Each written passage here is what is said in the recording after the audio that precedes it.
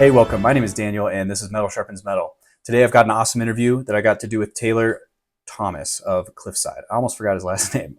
I got it right at the end there. Yeah, Cliffside is an awesome band from Canada, Christian metalcore. I did a video for them a while back you can go check out. But yeah, in the interview today, we talk a little bit about their music, of course, and some of the lyrics, but also Taylor himself, his faith, and just got to know the guy a little better. And since he was so personable, we found it very easy to keep chatting for a really long time. We talked for multiple hours. I don't remember how long it was. I remember that I was very hungry after that one. Yeah, it was an awesome interview. I had a lot of fun. It was really enjoyable connecting with him on our faith and things like that. So hope you guys enjoy this. Let's jump in.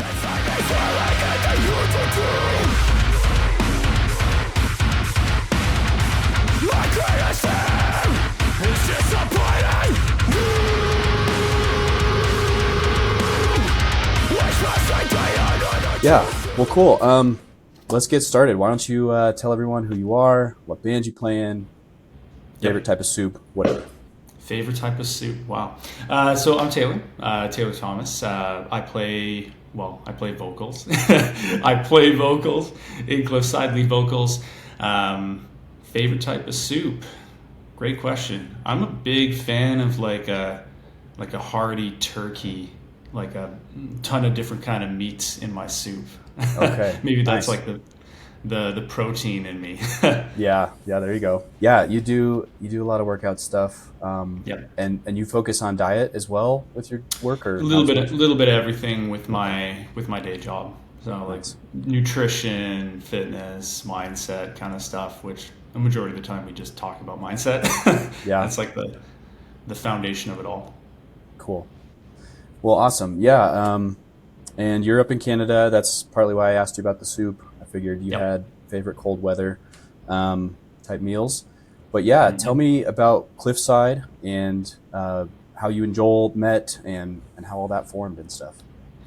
Yeah. So, I mean, Cliffside is my first and only band I've ever been a part of. Um, Part of the whole generation of Cliffside was Joel and I randomly meeting at just like out and about one night, and I had a roommate at the time that had tracked a little bit of my screaming vocals to a Dayseeker song, like Oh, a cool. cover that we were doing. We were just fiddling around in his little basement studio, and I remember going over to Joel's place, and he's like, "Wait, that's you?" Because we had a little audio recording, and I was like, "Yeah, that's sweet." I didn't really know at the time, but I had been practicing screaming and vocals for like 10 to 12 years. And when I say practicing, I mean like my car was my sacred space. Yeah, right. So just like ripping around in my car and just practicing things like from Avenged Sevenfold to Attack, Beartooth, that kind of stuff in the car. But I ended up meeting up with Joel, and then we kind of got connected in that space, and we went out for a coffee. This is, geez, like 8 years ago now, and we were talking about uh, what we wanted from music, like what music meant to us. And at that point, Joel had been in another project and had currently or recently departed a project. So I knew that he was. Actually didn't really know that he was sitting on music, but he was sitting on a couple demos at the time, and we were just meeting for coffee and talking about our heart for how we envision music and what we wanted to explore in that space, and not just how we wanted to like creatively explore, but what we wanted like the legacy of the music to be. Like, what's the whole purpose behind it all? Hmm. Not just like for ourselves, but like what did we want to give in that space?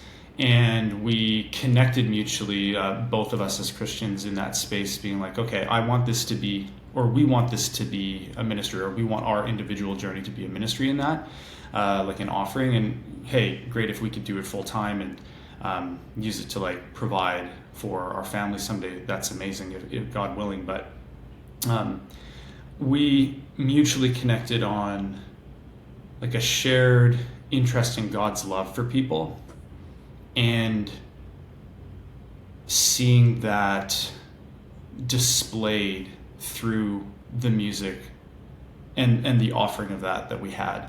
Uh, it was never, I don't know, we never really, well, meant for it to become what it has been. And Yeah. keep in mind, we're still a baby band. Like, we have like 2,500 monthly listeners on Spotify. But I think for us, it's always come down to God speaking and partnering with us in it. And a big thing that we really believe in and continue to believe in is like the miraculous healing power of God. And I came from like a very charismatic background when, and it's part of my whole testimony, which I'm sure we can dive into, but kind of going and returning to the Lord and injecting myself into a very charismatic church where I'm seeing the Holy Spirit manifesting itself in very tangible and real ways, like miraculous healings, prophetic words, that there's no way that anyone would ever have any knowledge, like words of knowledge. There's no way anyone would ever be able to fabricate that other than if it was God. So like for my personal journey, being able to see that and see the real tangible love of God, just and how he truly cares about it. It's like I want other people to feel that, because for so long I was in this place of, and I think Joel was in it too, where we had been a part of the church, or like a maybe like a church that's very, very so almost like cessationist to a certain extent. Like, okay, there's no realm for the Holy Spirit. Like that was for back then. That's not for right now. And getting so fixated in on the word that it doesn't allow the opportunity for the Holy Spirit to flow. It can go on the other side though, right? Because you can have a hyper charismatic church that is so fixated on the emotional aspect of it, yet they don't have the foundation and the balance of the word. Right. And then all of a sudden there's so much stuff going on, right? So I think for myself, and the way that I approach my spirituality and my relationship with God is kind of like looking at it as two separate wings. If you're flapping one wing, you're not going to go anywhere. But if you flap both at the same time, that's where I felt like the true balance of what God has to offer for us can be displayed. So the whole band was birthed off of that principle. Like we want our stuff to be theologically sound, of course, but we don't want to get so lost in the weeds of it that all of a sudden the Spirit isn't able to move. Like in our live shows, we've always wanted, like that's where our real heart is. Like we love creating music, but we love going and doing it live and connecting with people in that space. And just like the way that I would see it, it's like a ministry opportunity every time you're doing it. And we wanted to create this project so that like people would come to the shows and like walk out healed, or people come up to us and then the Lord would give us a word for them prophetically or something like that, and they just feel the love and the tangible presence of God when they experience and when they listen to our music. They hear the lyrics. They it's not just words on a page, but it comes alive to them in the same way that the word can come alive to us, right? Like you can read the same passage over and over again, and just one day the Spirit will highlight something to you, and it's like, wow, that sits in me a little bit differently than before. Like we want people to experience that with our music as well. Very cool. With that said, you mentioning the lyric side, do you have vocalists that you are most inspired by, whether on the lyrical side or technique side, when you're looking at that? Yeah, lyrically, I don't think so. I can talk about my lyric process, but to answer the other aspect of your question, like vocally inspiration, I'm sure you could probably hear it, but like Sam Carter, I really vibe with Sam Carter, and especially like the pitch screaming and all that kind of stuff. I've worked on that for quite a while. The thing that I've been really, or the person that I've been inspired by recently is Jamie from Polaris. Really like the hybrid scream. Been working on that a ton. I mean, everyone's doing it right now, and it's not like you're going to hear the next Cliffside music come out with like a bunch of goblin sounds. But I've been doing some like I'm normally the person in the writing duo that is like inspired by the heavier aspect of things, and Joel is the melodic and the pretty and the clean. And Joel likes heavy music too. Don't get me wrong. Yeah. But I think for me, I'm normally drawn a little more to that side of the spectrum. So anything that's like very heavy, like Jamie from Polaris, I learned like in my screaming like emulation, because everyone starts off trying to emulate someone, right? And then discovers their own voice. But Caleb from Beartooth or Attack, there was a big aspect for me of like my learning process. And then like Ollie Sykes from Bring Me the Horizon for also the pitch scream. And there's just been so many vocalists that I've drawn from. But I think if I was to like choose one vocalist to sit down in a room with that I am the most inspired by from like a technique standpoint, Jamie from Polaris. Cool. I'd sit down with Jamie for a bit. Yeah, and I'm not as familiar with Jamie as like Sam Carter, but I do notice the heavy stuff coming from you, like just little things that you'll sprinkle in that that are not just safe. You know, you're not just staying in the lanes of the road. Yeah, I like it. It's good. That's really cool. And yeah, so okay, yeah, there were so many places I want to go, and it's all good. It might be the ADD. Oh no, you're fine. Yeah. You're fine. Lyrics, we could talk about that.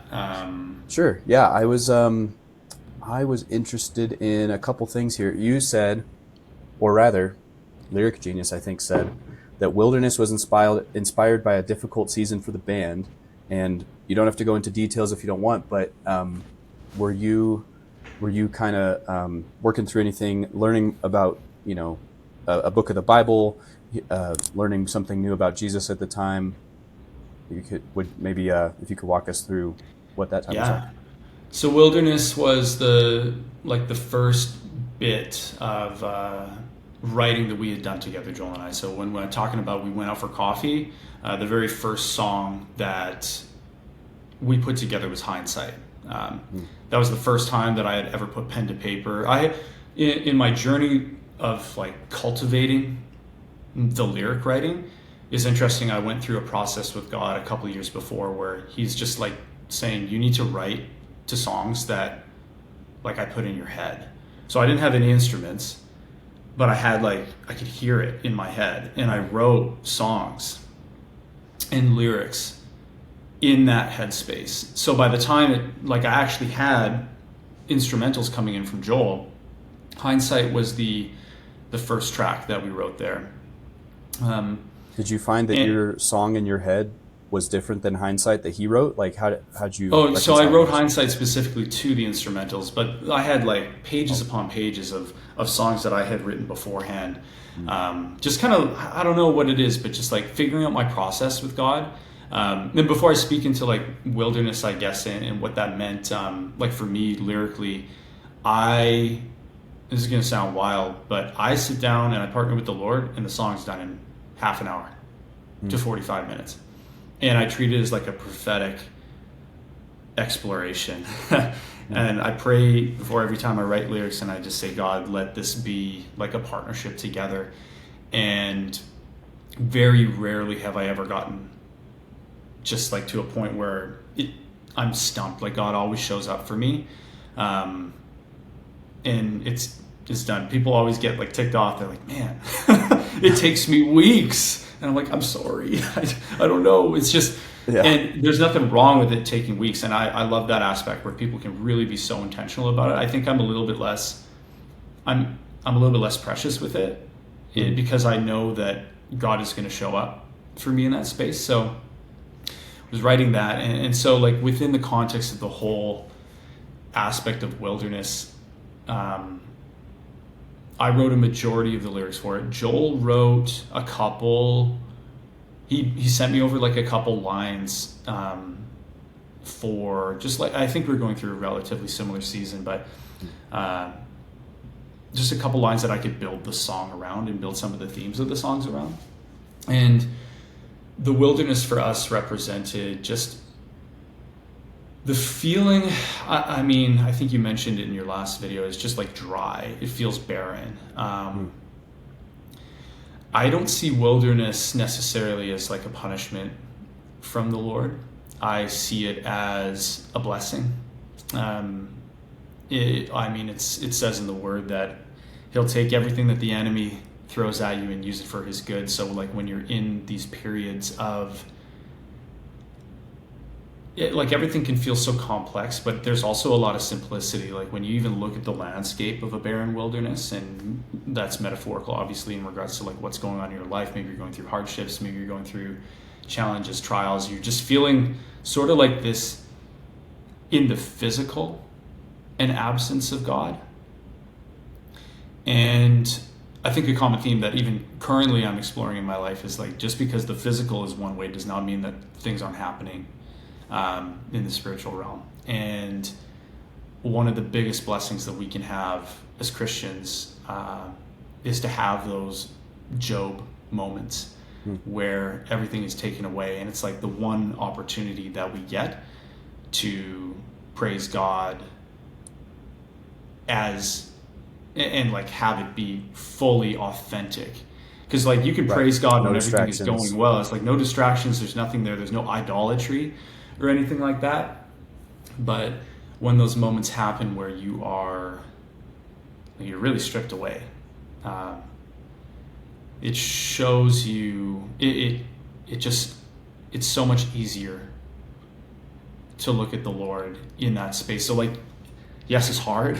But it's a blessing. And I mean, even like I'm bringing my own fitness analogies into here, but like a muscle has to be broken down in order to build itself up stronger again. You can't have growth without a little bit of resistance or pressure. So the wilderness was birthed from a season for the band of just challenge, and like whether it was internal or external circumstances, like challenge, and seeing God show up in that space. Like I had lost a job, and like my spouse got really sick, and there was just like a ton of things that were going on that I'm like, oh my goodness, God, this is a really heavy season. And from that space, it's like, okay, you're going to have a lot of time free up, and like you're going to be going through a lot of really interpersonal things, but in that season I'm calling you to write this. I'm giving you the space to write this. And that's where wilderness was birthed from.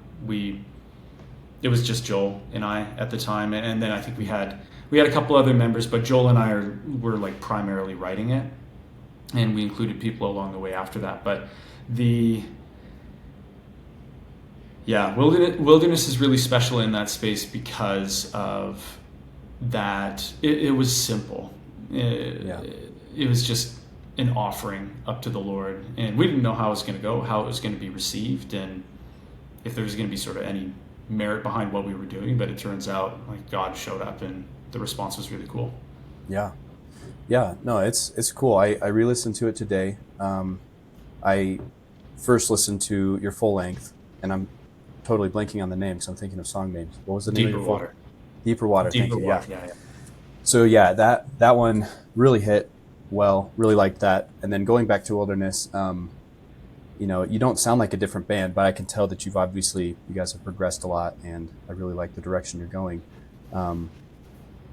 That's a good point. And thinking about the wilderness as a curse, but also using it as a blessing, at the time where you're going through something difficult. I think the Puritans would call it like 3 hours later. Something providence. Bitter providence. Okay, there we go. So providence, God's providing it. Yeah. God wants you to have it for a reason. You have a choice when this happens in your life, like in Job's case, right? To curse God or to praise God. And but it's bitter, it's still hard. So but I do like that point of it being simplified. It's like all the distractions are gone. Here's your two paths. Which one are you going to take? So I think there's a bit of a slippery slope when it comes to Christianity, that there's like this overarching realm of toxic positivity that happens. And like, I honestly, when I look at the big message of the word, it's love God, love people, and suffering is promised. Like it is actually, as a Christian, and maybe, I don't know if this is theologically sound, but I oftentimes feel like if you're not doing anything for God, and it's not saying that people are going to experience this all the time, but like, the devil's going to leave you alone. Like, he's not going to give you resistance. He's like, yeah, like, I'm going to leave him alone, because like, I want them to live in that complacency and live in that. And that's not to say that if your life is absent of challenge and hardship, you're not living for the Lord. Like, you just enjoy it, but like, know that inevitably there will be a time where you're tested. Know there will be a time where you're hungry, or you're feeling a little bit disappointed, and God's gonna be like, hey, like, take a nap. Like, I'll feed you. Like, it's time to take a nap. Our Sunday school teacher talked about how when Elijah was like, I'm the last one, everything's going wrong, he runs out to the wilderness, and God gave him a nap and a Lunchable. He gave him some manna, and then told him to do it again too, because the first time wasn't enough. So like, I think that, and really, you might even see this in the way that the lyrics are written. It is very much so written like a psalm, where it's like, hey, this sucks, but God, where are you in this? Yeah.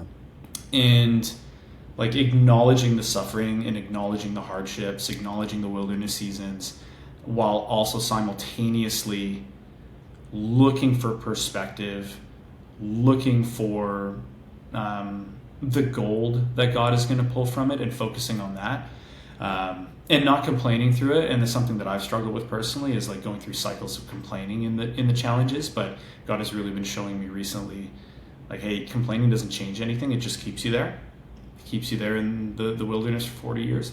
So why not just like praise me through it, and be thankful when I offer you these, because oftentimes wherever there's a problem, there's an upgrade.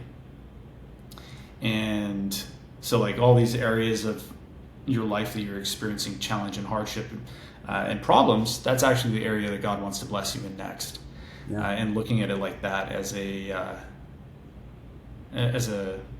sort of anchor for your hope. Yeah, for sure. Yeah, I mean, and you're absolutely right. I think the toxic positivity can take over.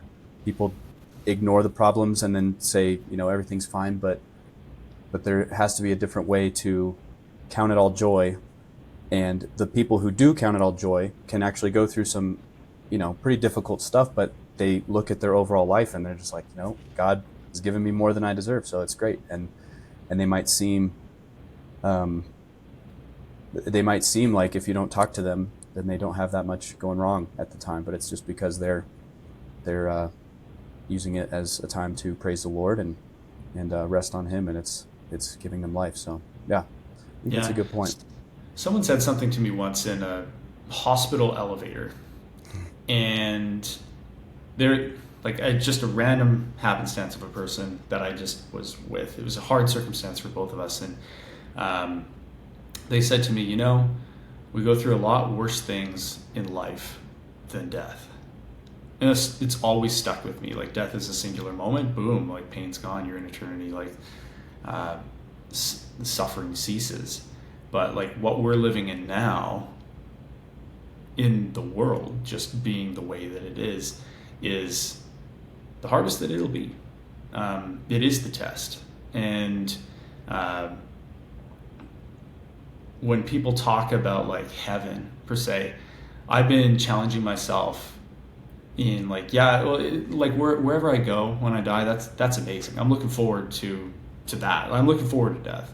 That sounds morbid, but you're only halfway there, probably. I truthfully am, but I think a lot of the message of Christianity isn't where we go when we die, but how we live now. Christianity is a message for now, and your relationship with Jesus and your relationship with God is a message for now. It's like, how can we bring heaven onto earth, where sin is rampant, like where there's so much suffering and so much pain? How can we bring perspective to the pain? How can we be that illuminating light, the salt of the earth per se, to those around us?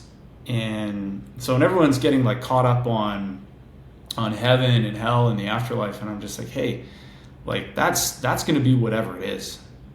But what about now? Like, what about in this moment? What about the day-to-day struggles where you wake up and you're having to renew your mind?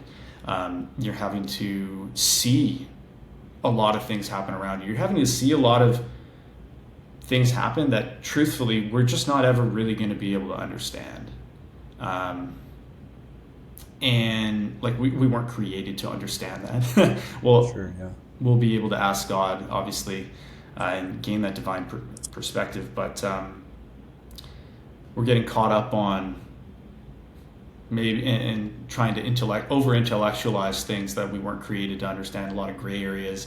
I think I think the church gets a lot of division because of this. Everyone's curious and wondering, well, what is right? What is truth? What is the correct interpretation of the text? And it's like a hyper complication of the gospel itself. And truthfully, like we love God and we love people. And in that sense, we bring heaven onto earth and to provide perspective and hope for the suffering that we all go through, the inevitable suffering that we all go through. Yeah, I've heard a little bit of a somebody say tangent, but yeah. No, it's all good. And that kind of will lead into my next question. But yeah, I also heard somebody say that if you kind of what you're pursuing on earth is where you're going to end up in the afterlife. And that's not to say that you can self-actualize whatever you want. And, you know, it's not New Age. It's saying if you're pursuing God and you love God, then you're going to heaven, not because you love God, but like that's kind of what you're given at the end. And then if you're trying to run away from God, you're given that separation as what you were seeking as well. So yeah, it's a good reminder that, yeah, we shouldn't be so focused on just, you know, the state of our souls, and then we just keep it in stasis and don't do anything in this life, and, you know, stay inside and we're reading newspaper headlines and thinking that's gonna, you know, usher in the end or whatever else. Like, yeah, I like the concept of actually going out and, proclaiming that there is a king, you know, and it's like in Monty Python. Well, we didn't vote for him. You don't vote for kings; they just show up. So yeah. And yeah, that's cool. So the thing that you reminded me of, talking about the church, when you wrote Cult, were you writing about a specific person? Because you can tell us more about what the song is about, but was there kind of specific person or people you had in mind, or just the concept of wolves in the flock in general? Well, I mean, it could be generalized for sure, because I think that it's a massive repeat issue in church. And keep in mind, I'm not anti-church.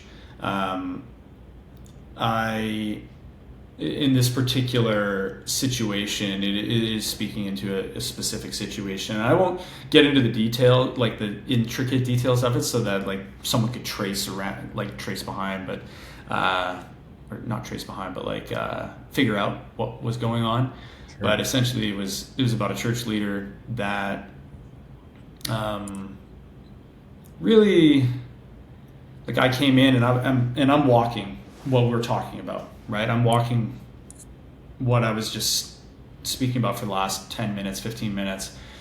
And I was going in, and I had just moved back from university. This was, a long time ago. But this guy comes up to me and he says, you know, I feel a prophetic word from the Lord for you. Like the leader of this church, you have a choice. You can be a Saul or you can be a Paul.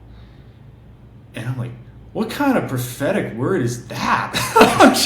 I'm like, holy smokes. And I guess, like, in hindsight, looking back at it, I was going and I was like, hey, I see in this church right now, everyone is just in the four walls and there's nothing happening. Like, we're not going out into the community.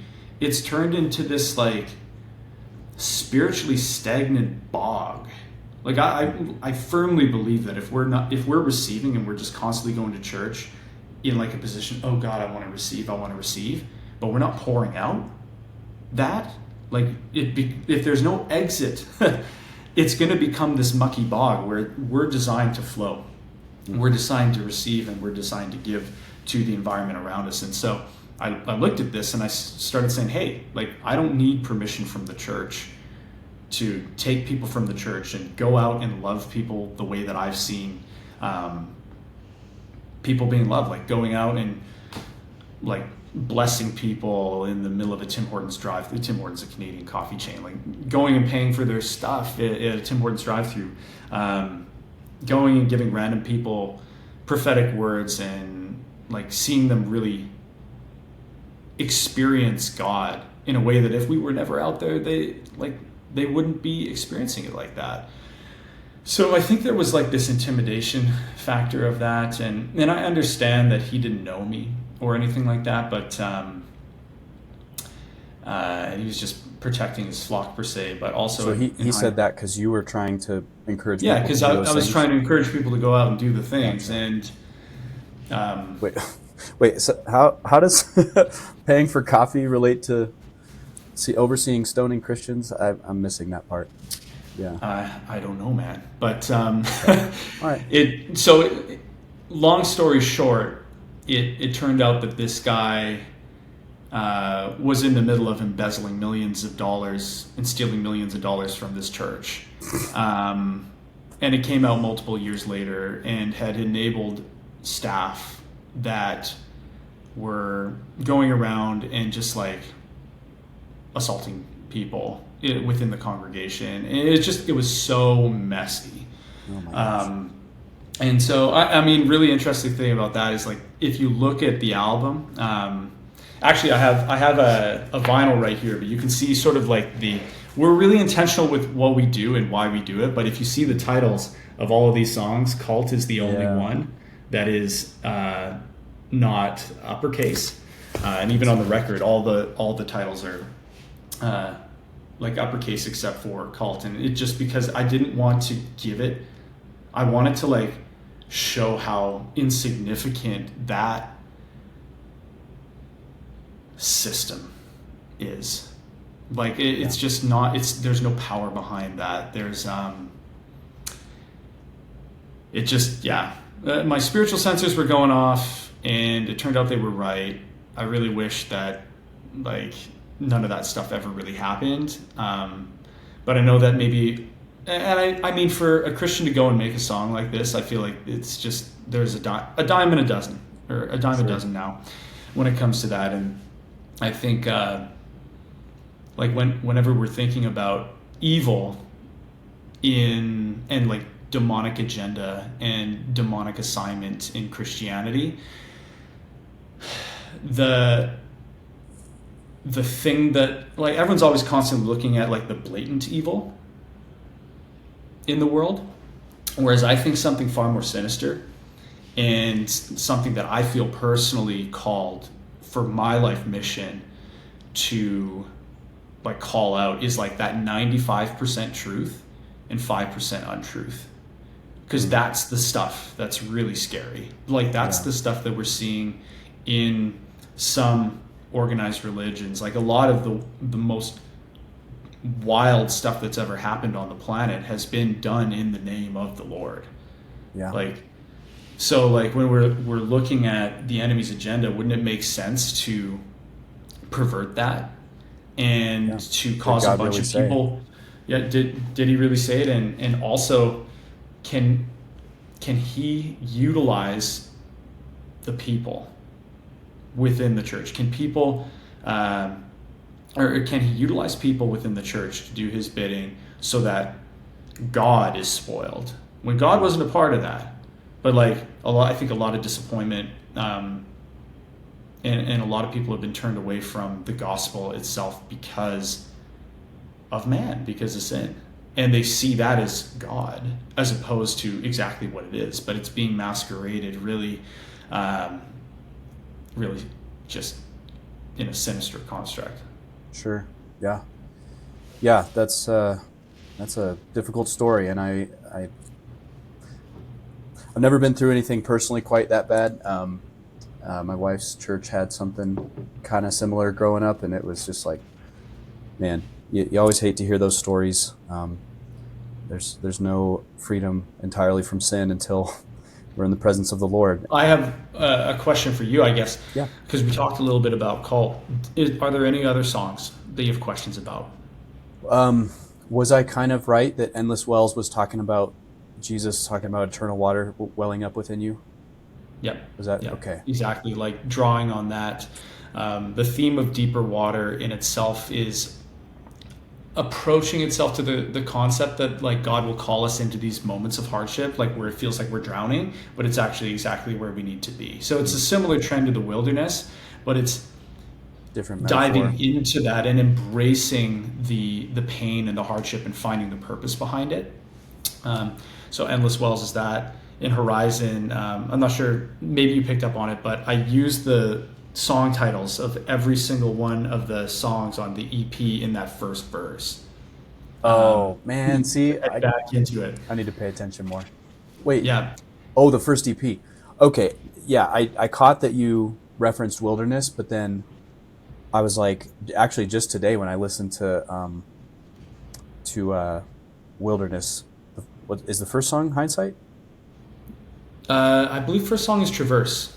Traverse. It's either that one or anyway. I thought I was hearing more references, and I was like, yeah, there might be more that I missed there. So okay, I'm glad you Just in pointed the that first out. verse. After that, I like wanted to close off the chapter of Wilderness and call back to it, Yeah. but also see it as like think of it almost as like the in between, like the transition song between like we're leaving the wilderness behind. Can't think of the lyrics off the top of my head, but it's like Man. I gotta bring it up, but Yeah. but there's so much stuff about like, hey, we burned down this wilderness thing, like we burned down that season, we really gave it up, like there's not even a tree in sight.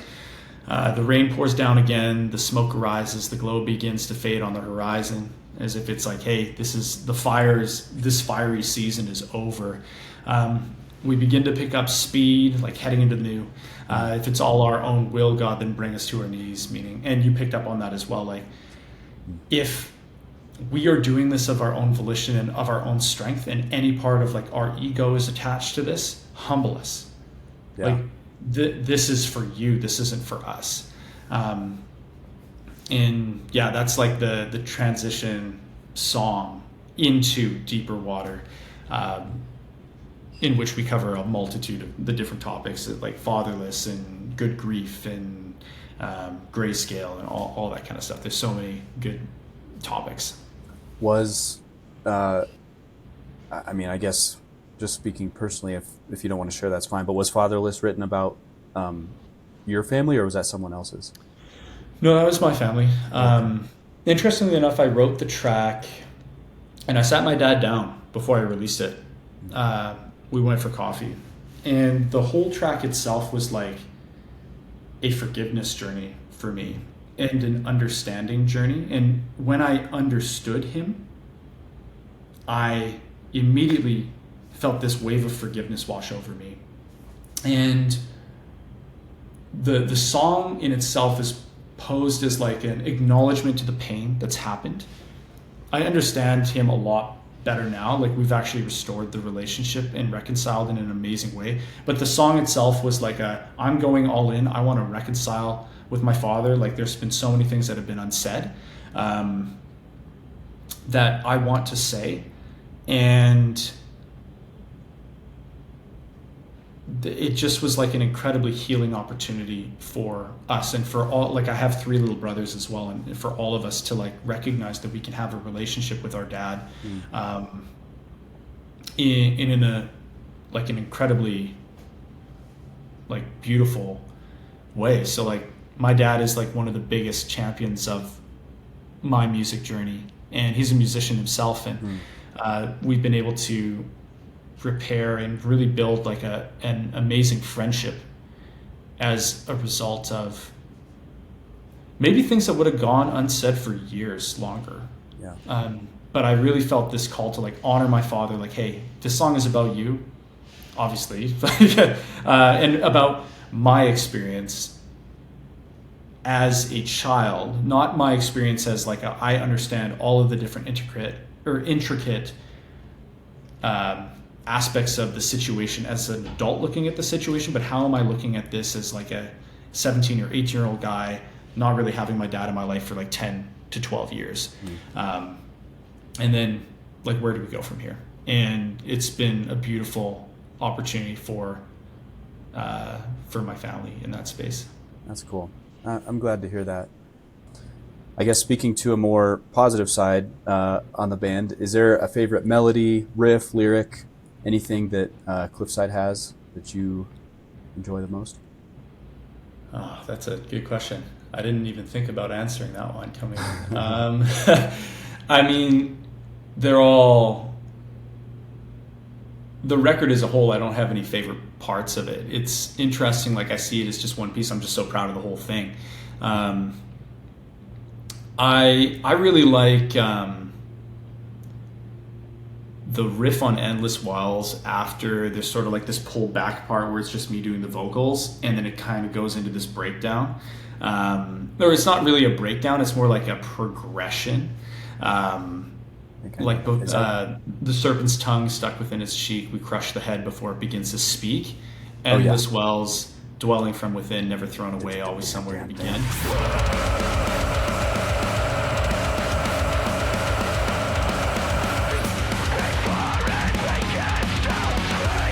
Yeah, I really like that riff. That is a good one. Really enjoy that riff. There's also the riff at the end of Cult is pretty sick too. I really enjoy that. I really enjoy Cult as a song. Just like, it's one of the heavier tracks on the record, but there was a point in the studio where Joel basically improvised your time is through, make no mistake, I'm still gonna pray for you.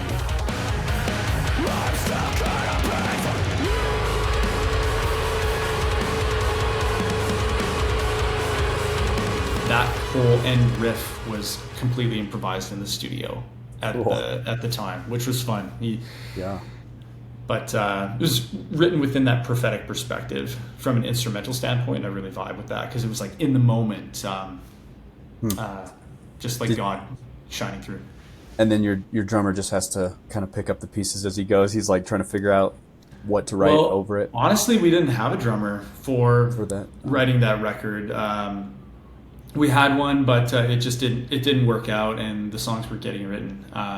So we didn't show up to the studio with completed drums. It was all MIDI. So it sounds like it's live, but it was all MIDI drums, and it was we had like the basic structure of what we wanted, of like the tone of the drums written from our demos, but then it was there's a guy named Cliff. He's in a band called Stasis. Cliff came in and helped us spruce things up a little bit to the way a real drummer would play it. So it was like the drums were actually the last step of the whole recording process for us. Is that, I mean, I think of it as a drummer and, feeling that pulse and stuff. Was that harder for you to do vocals over without having that kind of, or was there enough with the MIDI that you're just like, you've got the rhythm and timing, and that was enough? There's not really enough with the MIDI. I don't really write vocals heavily based off drums. I write it a lot based off guitar because I know that that's what Joel's a guitarist, so he's writing heavily with guitar in mind. So my thoughts are always, how can I highlight that and how can I synergize with the guitar parts? Like, I don't want to overdo a part that's just absolutely freaking sweet and just scream over it and hide the amazing lead that he has. Not that I'm over intellectualizing like that when I'm writing. Like I said, I'm partnering with God, but I oftentimes find that it's just like I treat vocals like a percussive instrument as well. It is a little bit easier when the drums are done and finalized, but sometimes that can even get in the way of an idea too. Right, because then you're only hearing that. Like I said, the progression between the two pieces of music you guys have made was really nice. I like all the singing on Deeper Water. Like I like that there's a lot more singing, and yeah, that whatever you're doing to find those melodies and make things that are a little more, I don't know what the term is, linear, like it kind of jumps around in different intervals than you might expect at times. I really love that because yeah, it's all catchy and it makes it stick in your head better. So, Yeah, we didn't actually head into the studio with a ton of clean singing on the record. I think it's so the clean vocals are sort of a split duty between Joel and I, because and I can let you know what songs he sings on, but Joel had written the lyrics for some courses and written the melodies to some of the courses. The ones that he wrote, he is singing on, and then I'm doing like backup harmonies and things on the whole record itself. Nice. Forever is a Joel chorus. Endless Wells is a Joel chorus. Wasted is a Joel chorus. Glacial and Haunted. I might be missing some. No, I think that might be it. But we do the split there, and I think it gives a really nice dynamic. And maybe you didn't pick up on it, that there's two different sort of clean styles that are happening, two different voices. Yeah. Well, it's always hard. Like there's times where you can hear in certain people, like they go from the scream to the sing, and you're like, okay, that was one person, the whole time. But yeah, no, I don't think I fully realized, because some people can just have like totally different switches. Makes it harder to do it live sometimes. So Yeah.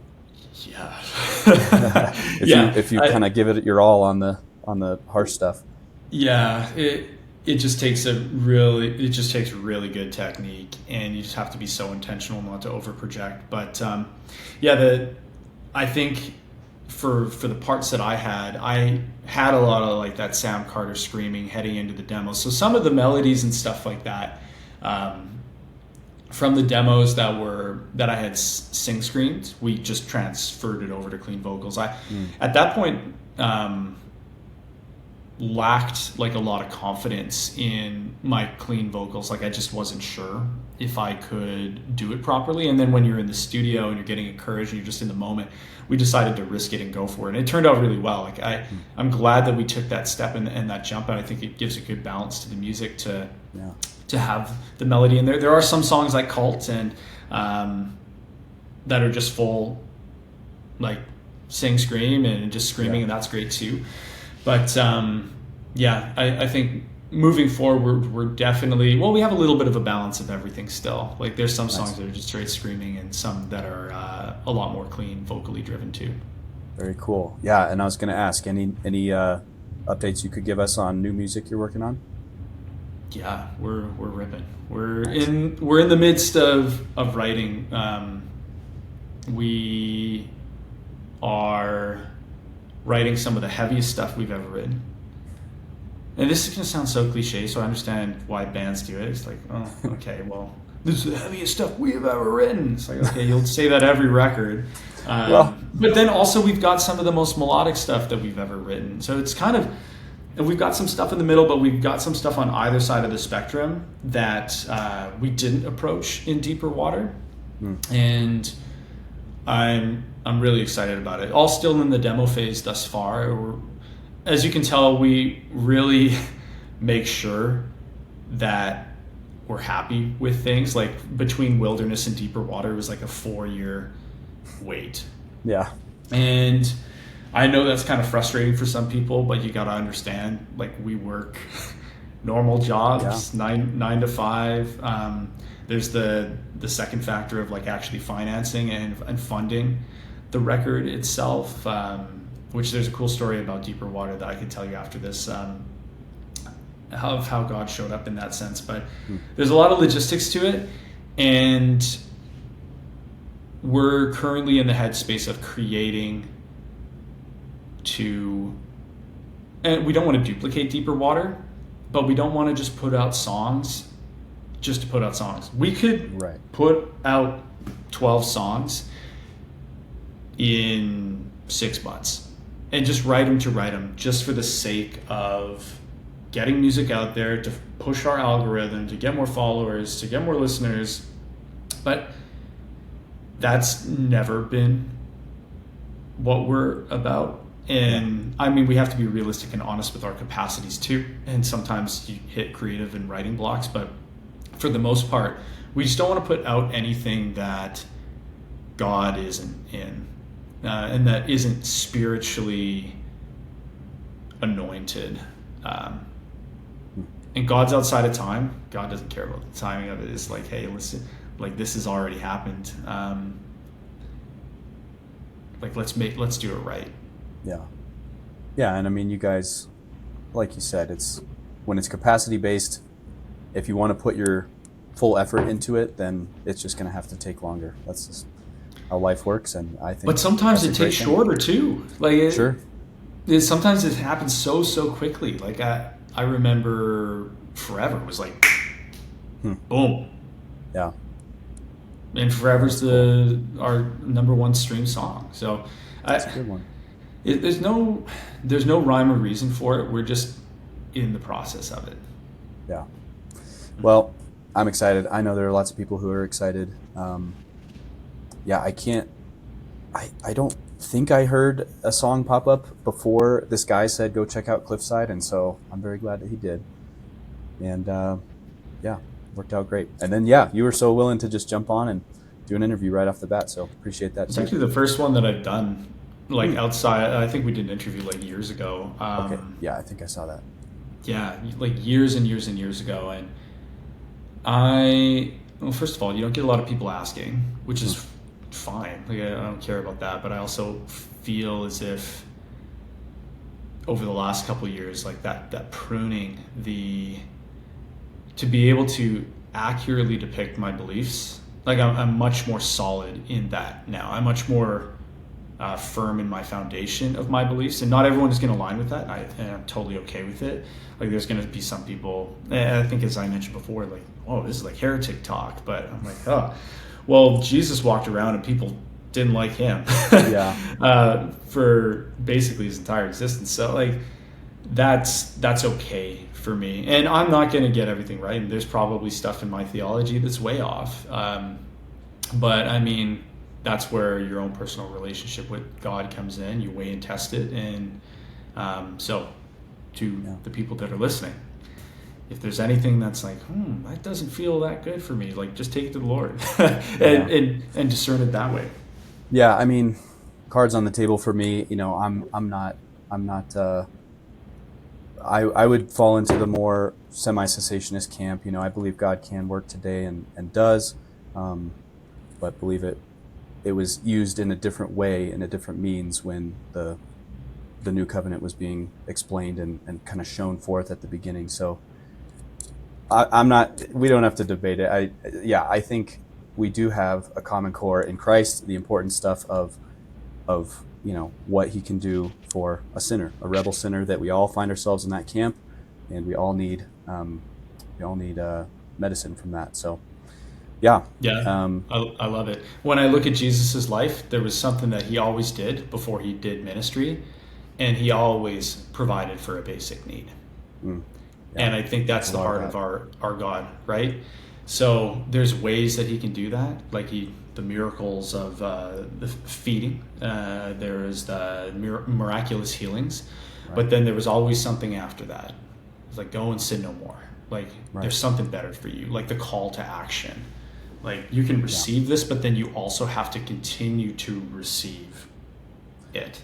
Yeah, and that's what I like about you. I can tell you're not one of those people that says if you were really, really sick, that just kind of justifies you before the Lord because we feel so bad for you, and hopefully he'll heal you, and then that's kind of hands off time. It's like, no, but there's like, let's talk about this God who created you, who wrote an entire book to us and all these things, and is showing his attributes everywhere. So let's actually go into deeper water. Oh, what a transition. Were you raised Christian from an early age? Evangelical. So very like walking around being afraid that if I looked at someone wrong, I was going to hell. Like that kind of space. And within that construct, like obviously I have the Sunday school background, but never was invited into a personalized relationship. It was always a relationship that required teaching for me. It was always a relationship that like required obedience and action, and like it's just impossible to be completely obedient in your life. Like you can, it's the nature of sin. So like you always feel like you're missing the mark, but then within certain constructs of that, and maybe it was the environment that I was in, there's that big difference between like conviction and condemnation.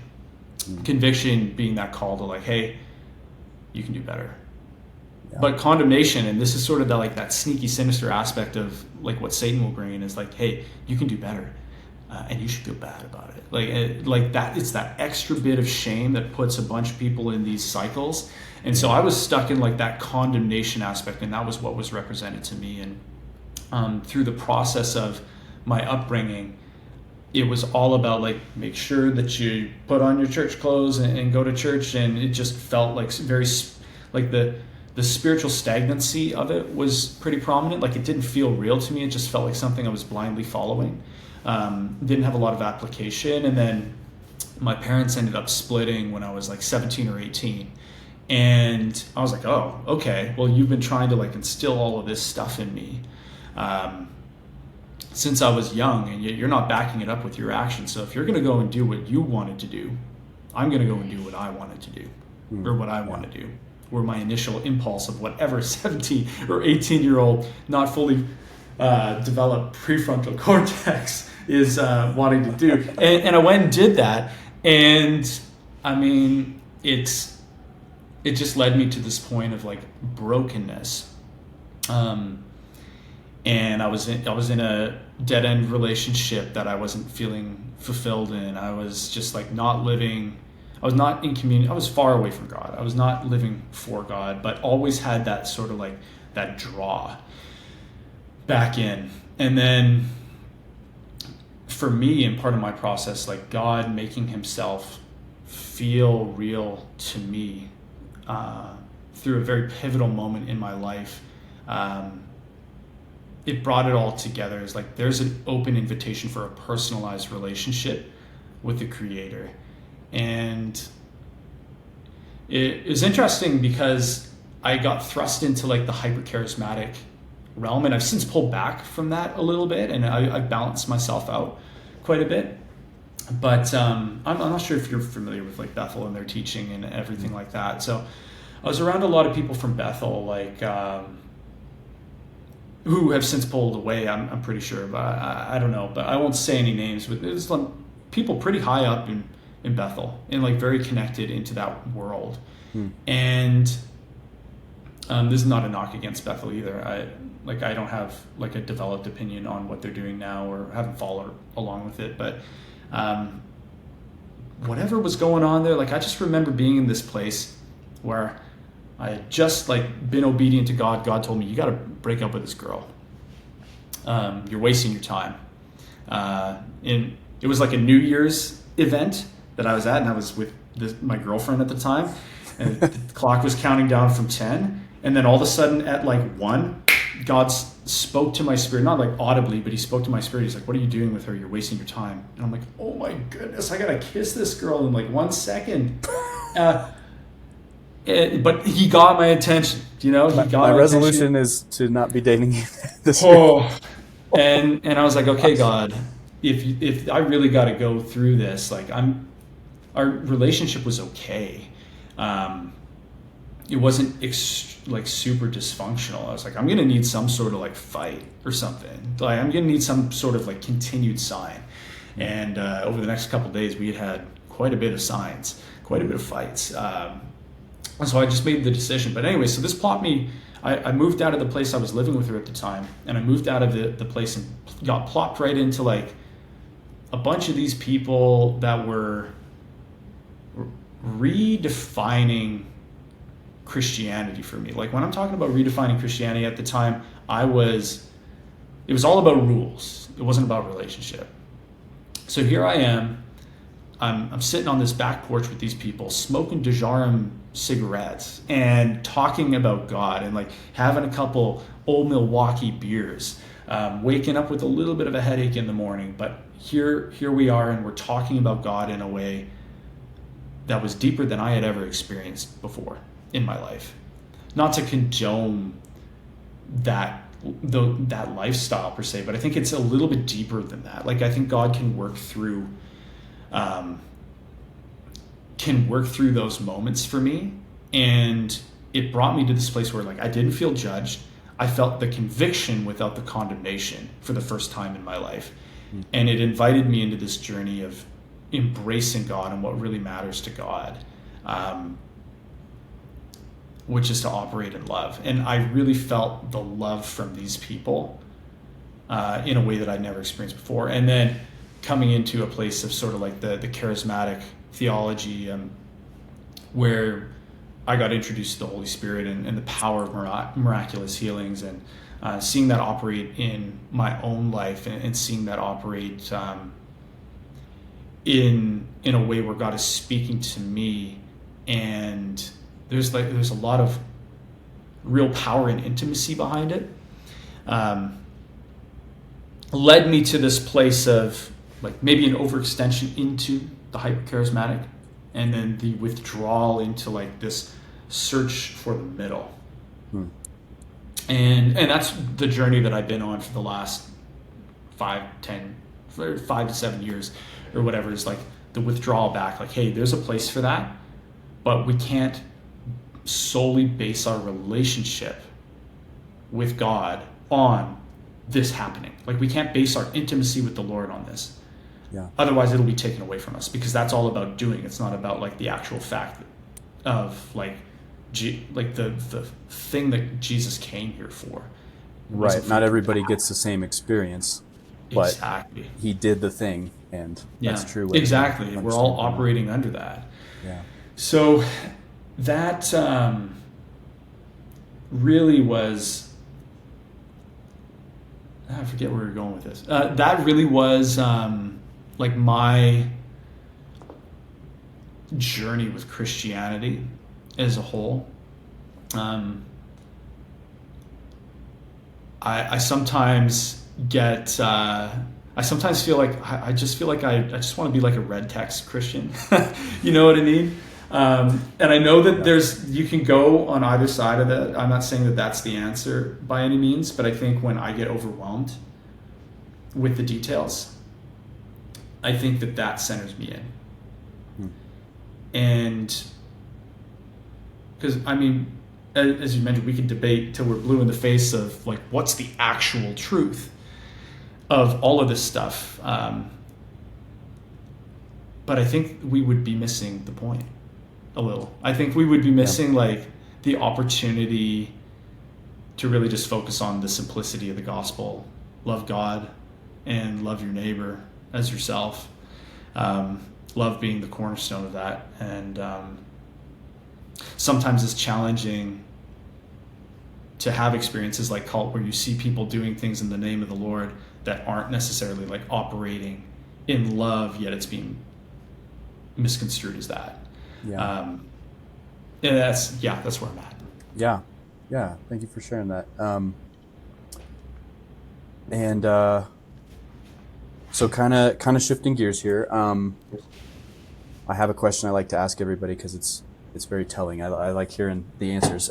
If you could supernaturally review any scene from history, you have safety, you have the ability to just view everything, what would that be?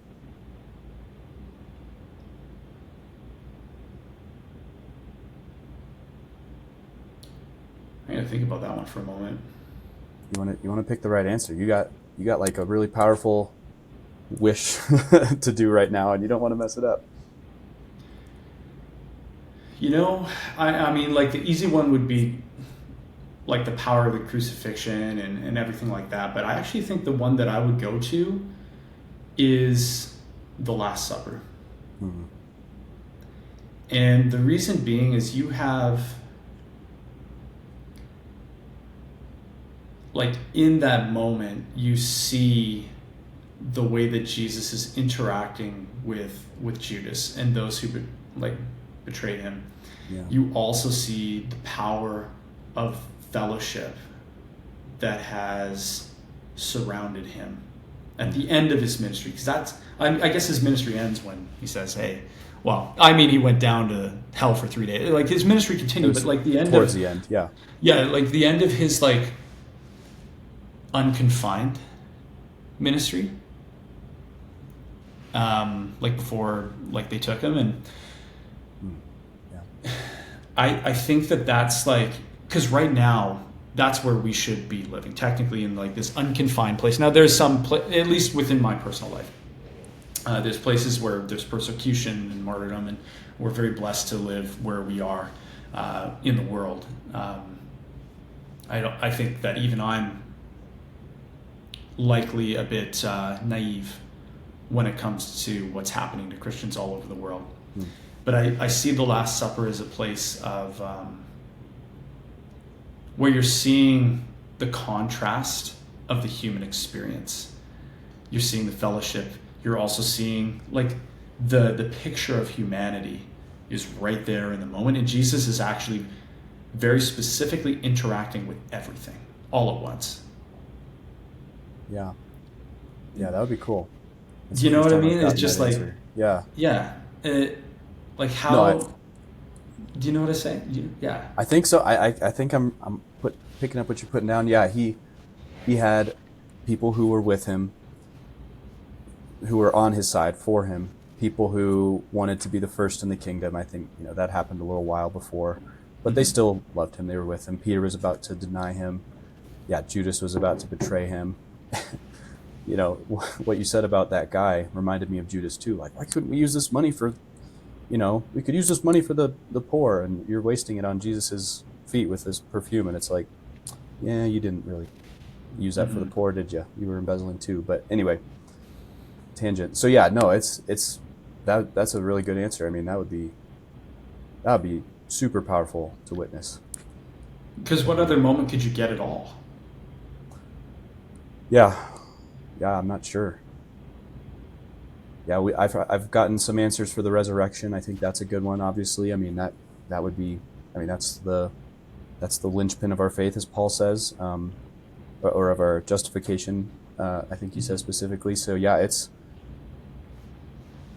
I mean, you just want to be there for the whole thing. Of course, yeah. Are you familiar with Adventures in Odyssey by any chance? Have you heard of that? Yes, I am. I'm more of a Jungle Jam guy myself. I'm not sure if I've heard as much of that one. Okay. I used to listen to like tapes before I went to bed as a kid. Yep. I think it was just like a way that my parents used to help me get to sleep.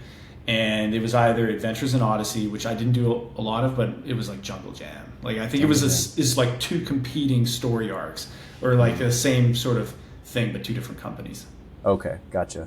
Yeah, I liked in Odyssey, the imagination station. You can go back and witness scenes from history, and they were even like interacting with the characters the way that they wrote it, which is obviously super awesome technology that doesn't exist. But that would be the way to do it. Go back and go through, a big event in Jesus' ministry. That would be epic. Good answer. I approve. Thanks, I think so. Cool. Yeah. Cool. I have two scenarios for you. A would you rather, if you will. Scenario one: you get $1 million instantly. Let's say 10 million because of inflation. You get $10 million in your bank account. However, you have to once a week for the rest of your life transform into a rat, and the only way that you get back into human form is by getting an animal to give you a gift. That was a really complicated one. That's scenario one. You can choose that. Or scenario two, you can master any skill in the world, but once a week you have to slather yourself in mustard before you go to bed and sleep all night covered in mustard. If you don't, then for the next week you sweat mustard all day. So I either have to be a rat and get a gift from another animal and somehow find a way to communicate with that animal to give me a gift, You can communicate with animals when you're a rat. Okay, so like I can So you speak have to to, them. yeah, so you have to kind of become friends, and if a squirrel gives you a nut, boom, back into human form. Squirrel freaks out, runs away. Okay, but have to like, is there sort of a like a I'm asking a lot of questions. Is there a No, it's cool. biological carnal thing that I have to get over? Is it kind of one of those Zootopia things where everyone's friends with each other? You just got to communicate. There's no like biological predisposition of like a dog trying to kill a rat. There would definitely be just, yeah, the rules of the jungle. Any predators might want to try to eat you. They could give you a gift if you were really persuasive. Um, Okay. don't know how that one I'd would go. have to be a rat. You know what? I think I'm going to go with the mustard thing. Yeah, Because if it's $10 million as a rat, and if it was solely because it seems like it's fiscally or financially motivated, the skill itself that I would master, I would choose something that would be very financially lucrative. Maybe something that is like highly sought after. Whether it's, I don't know. Maybe let's take low hanging fruit, trading or something like that, where you can. sure. There's an element of risk involved, but if you figure it out, you can do it. You can make far Right. more than $10 million, and if I gotta just like. I could pay someone to lather me up with mustard, and then I just shower it off. You have That to wait seems until the next morning, but yes, you can clean until the yourself next morning. as long as you've slept all night in it, just once a week. Yeah, I mean, And even if you miss, see, this is where I needed to put little tweaks in this. But even if you miss a night, you sweat mustard for a week. I guess you're still a pretty good trader. So there you go. some like to me, it just feels like a more done deal. Like that's Yeah. within my control.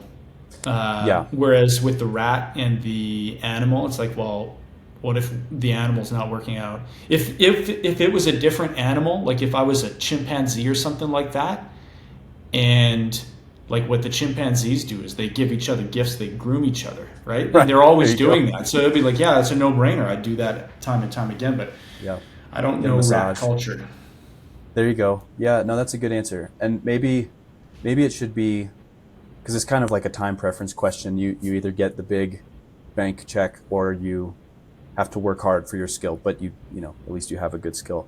I'm So always yeah, I about like that low and answer. slow. Like low and slow, All right. we have a god of the process and not the outcome. Yeah. And let's just do the slow burn. That's what Sure. Cliffside's doing. We're Yeah. doing the slow burn and not trying to rush anything and That's living good. like that. Hmm. Yeah, burnout's not fun, and I know some people can't avoid it. Just they got so much that they're trying to do, and they just really want to. But yeah, I'm all for consistency and sticking with it. So I Yeah, appreciate that answer too. of course. Nice. Well, Taylor, thank you so much. Thank you for jumping on to some random guy saying the word era too many times in a video about you guys. But I just loved your music so much. Joel loves Era. I love Yeah, Era too, but yeah, Joel really draws a lot of inspiration from Era. yeah, for sure. That's like his favorite band for sure. Or at Yeah, least it was. I don't want to speak for him, but I think he still enjoys Era. fair enough. Yeah, that's kind of where I'm at. But for Cliffside, tell us details, where to find you guys, how to get in touch with you personally, anything you want to share.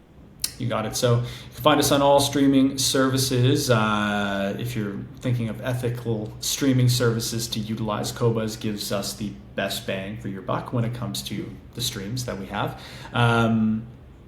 You can find us on Instagram or Facebook at Cliffside Official. And at any point in time, if you want to reach out to us, we're always down to chat and communicate with people, answer any questions, whether it's about lyrics or just hear from you about how our music is impacting you. You can email us at cliffsideofficial at gmail.com, or you can reach out to our website. There's a form that you can submit and talk to us there like that. Awesome. Or you can just send us a message on Instagram too. That works. Yeah. Yeah. No, I always appreciate that. I heard this one guy say that Christian bands were always the best ones at, just talking to their fans and being real personable with people. They're not in it for the rock style life most of the time. And so they're willing to just chat with whoever. So yeah, appreciate that. For the most part, it's also a lot easier to do this when you don't have like 3,000 messages coming in. So like, True. so I can imagine, like, I don't want to promise like Cliffside blows up and now all of a sudden like I have 3,000 messages to respond to. Within the healthy boundaries, I won't be able to do that. But for right now, in this moment where we're at as a project, I'm very happy to set the expectation that I'd love to chat. There you go. You guys heard it here first. Let's put Taylor to the test. Let's blow them up. Let's see what his limit is for message answering. Give him a champagne problem. Yeah, big time. Awesome. Well, thanks so much. And we will be watching with bated breath for the rest. Thank you. Yeah. I was curious if you have any good books, podcasts, or music that you're listening to that you would recommend.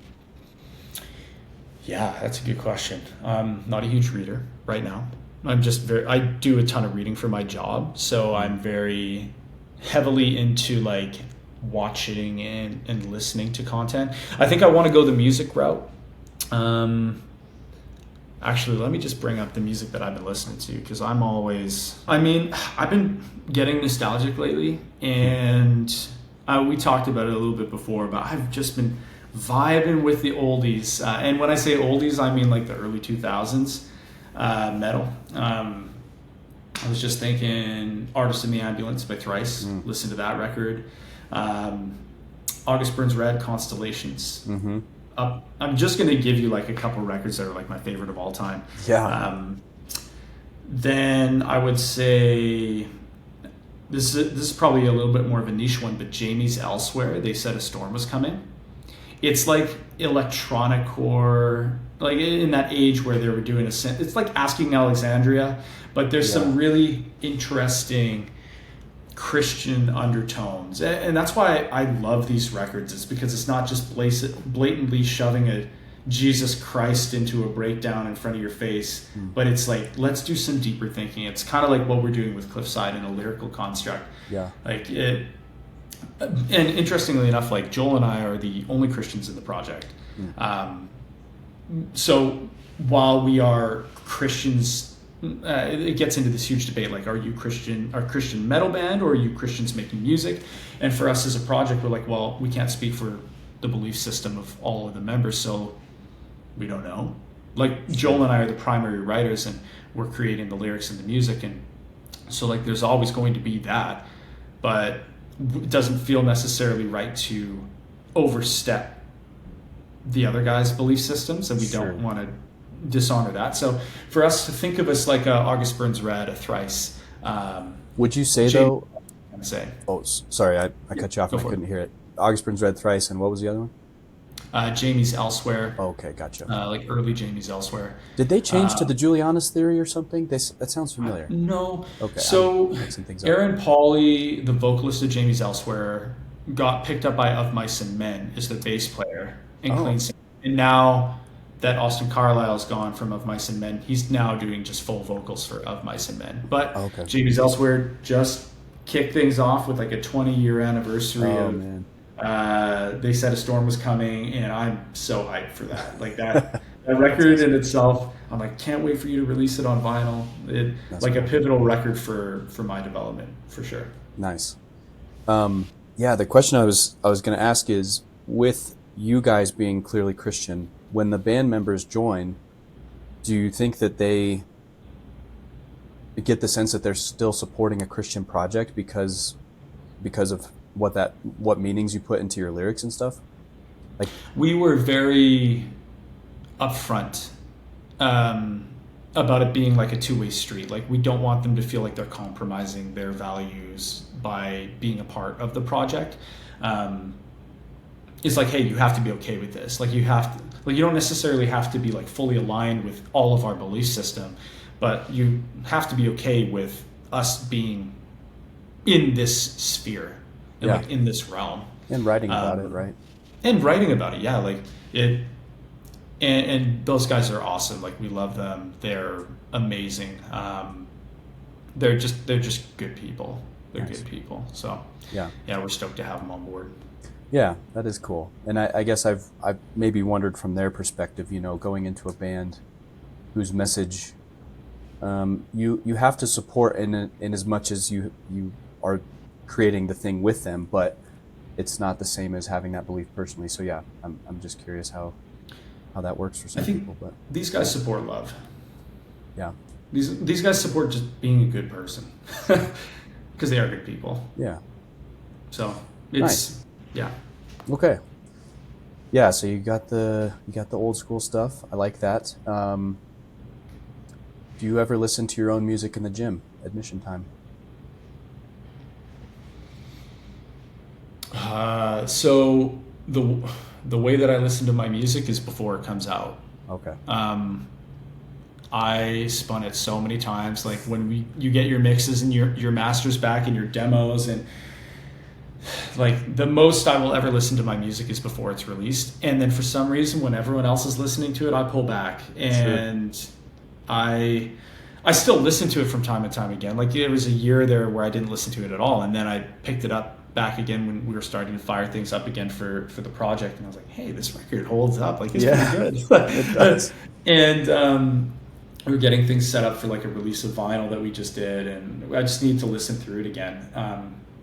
I needed to listen through it to like test out the test presses and things.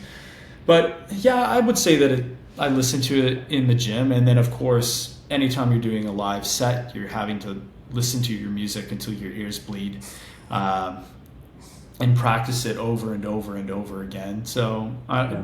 it truly is true. By the time like it hits your ears, the artist is sick of hearing it, Yeah, and they're just ready for the next stuff already. that makes sense. I mean, and I've made a little bit of music with friends in the past. I think revisiting it every now and then is just fun for the nostalgia dump. But yeah, not super regular for me either. So I get that. And Yeah. what about your church? Do they know you're in a band? Do they have what do they think of your music overall? So I've got more of like a community group as opposed to like the four walls. We've recently done like a relocation and stuff like that, so we're kind of in places, trying to find the right home. And like in churches in the past that I've been, they know I'm not super open about it because it's like not a hugely big deal. it's like a small project, but I'm always open to sharing. Hey, I'm in this heavy metal project called Cliffside. If you want to listen to it, great. If you don't, like I understand it's not everyone's cup of tea. Yeah. Just with the nature of the style of the music itself. But there's a lot of metalheads in church that really enjoy it. But my friend group is super supportive. I've got a lot of people in my friend group that, and not that I'm trying to create like an echo chamber for myself, but just have like very similar beliefs in the fact that we're sort of at the on the expert graph, where at the very beginning of your knowledge of something, you feel like you know everything, and then you realize that you know nothing, Yeah. and you just get humbled, and then you slowly start to like formulate your opinions and progress from there. But I don't know where I'm at on this trajectory, but I've certainly been humbled, and I'm in this place where it's like, yeah, I'm open to having my ideas being tested. I'm open to like God showing me things, and I don't really care about other people's opinions. I just want them to feel open to discuss. I think I'm just openness for discussion, I think, is a really important thing when it comes to the church that I surround myself with, or the community, because that's the way that I view church, is like the people that are in your lives, as opposed to a particular physical structure. It's like where two or more gathered, I am here. That feels really limiting for me to just have that be a singular location. Gotcha. Yeah. But I have structures set up in my life for accountability and everything like that too. So. Yeah, that's obviously very important. If you don't have leaders that know you, then yeah, there's a lot that can fly under the radar to your detriment. So that's definitely good. But yeah, I've been in some nothing mega, but some larger churches in the past, and we found ourselves at a smaller one now, and we really enjoy that because everybody can talk to elders, deacons, like when somebody new walks in the door and people just swarm them and it's like, hey, how's it going? How'd you find us? And a lot of them are visitors, like from out of state and stuff. But yeah, no, it's just a fun. It's nice to be in a smaller group like that, and you don't feel like you're kind of getting not brushed aside, but just that there's like no time. How in the world could like two elders possibly oversee, in any depth, the lives of like 1,000 people or something like that, right? So yeah, it's just not possible. Yeah. It really isn't. So like within my job, I don't oversee 1,000 people, but it's a substantially less number than that. Yeah. And it's hard. Yeah. It's hard to, like, there's a cap to how many people we can have deep relationship with. Yeah. And the way that the organization that I work with does it is they make sure that you can't overextend yourself in that space. Like, you have to set up healthy boundaries. Okay. Yeah, you have to have healthy boundaries to make sure that you're not like over exerting yourself, because they can't micromanage that. But they're not going to make it so that you can't like have intentional connection and relationship with people, especially in the realm of AI, where I don't know, AI can do so much now. Like, I think for us as human beings to really lean into the relational aspect is more important now than ever. Like, you even see it with music. At the start, AI was like this cool new thing. Oh, AI music, AI album art. And now, and it was a novelty, and now there's like this really big pushback against it because like there's something missing from it. And what's missing from it is the thing that we were hardwired to do. And we're hardwired to be in relationship with Jesus. We're hardwired to be in relationship. And when that's not present, it just feels like a clanging gong. Like it's not actually, there's no power in that. Sure. Yeah. Mm-hmm. No, the AI stuff irks me, so I get that. He's seen this over and over and over again. And we sometimes feel like we're the hero of our own story in that space, when really we're just like that tiny little speck of sand. Yeah. And we're like, God, you got to deliver us from this. And it's like, okay, well, there was a time where like there was slavery in Egypt for 400 years where like nobody heard anything from God in that space. Like, there are generations of really, really challenging things happening. Yeah. And just because challenging things are happening there does not mean that God is not present in it. It's just he's got that outside context. So like we're coming up to this penultimate moment, I think, as with the state of the world as it is since the nuclear age. Yeah. That we just haven't quite seen before. I know it's probably really deep for like a band chat. Oh no, man! I like. It may not make the interview. But no, it's all good. It may not make the interview, but it's just like a really interesting thought to have surrounding just like where we're headed. Like even people around me are like, "Oh, Jesus is coming soon," because this really hard thing is happening. And I'm like, okay, well, it says that no man will know when the day comes. And yes, you can look at the prophetic text, you can look at Revelations and like deduce that this stuff has yet to pass. But I've also seen it on the other side of the coin, where like one of my great family friends has a PhD in Revelations. And I sat him down and I picked apart his brain for a moment. I was like, okay, well, let's talk about the Antichrist. He's like, cool, it's already happened. Based off of like the numerology of it, and like the number 666 being Nero, but then they used to conjugate at the end, so Neuron equals 666, whereas Nero was 616. Right. I remember hearing like that whole thing about it, and then the beast of land and sea, and Nero has on his grave the land and sea or whatever. But I mean, I don't have a PhD in that. This was like a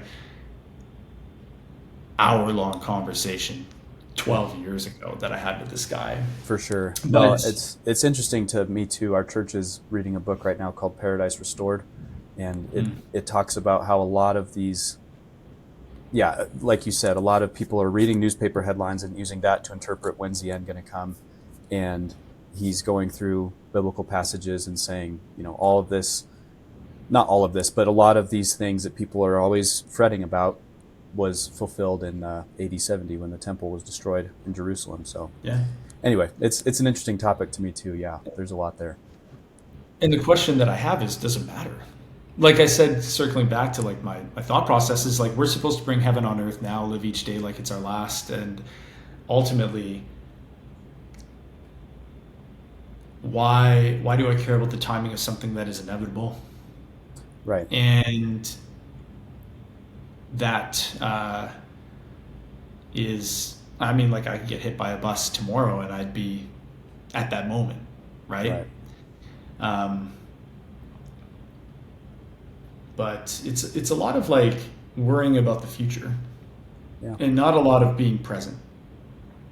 Yeah, I agree. I mean, I think as long as you have a view that allows you to go out into the world and actually build his kingdom and love people and, just all those good things, day-to-day Christian things. If you can't be doing that because you're fretting so much, then that's when it becomes a problem that needs to be discussed. And, you need to get to the bottom of that for your sake, just so you don't,